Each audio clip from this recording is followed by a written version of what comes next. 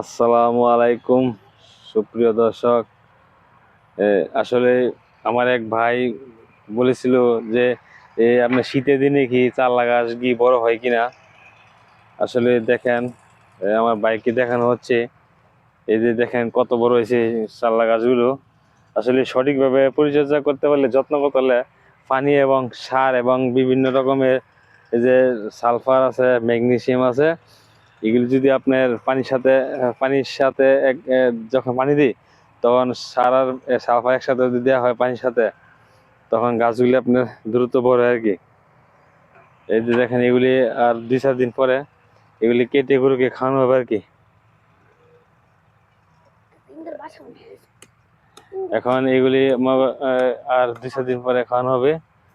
তারপরে আস্তে আস্তে ওই যে একটা পরে একটা কাটা হবে আর কি।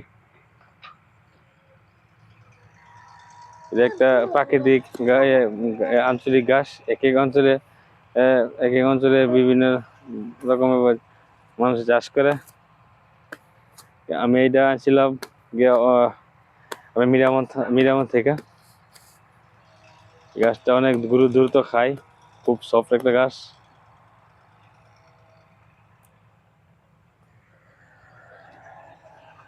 এদিক দিয়া মনে করেন এই জমিটা আগে কাটা হয়েছিল, একবার কাটা হয়েছে। এখন হচ্ছে এটা আপনার দ্বিতীয় কাটা আর কি। এই দ্বিতীয় কাটা, এই দিক দিয়ে ঘাস কাটে নিয়ে থাকা।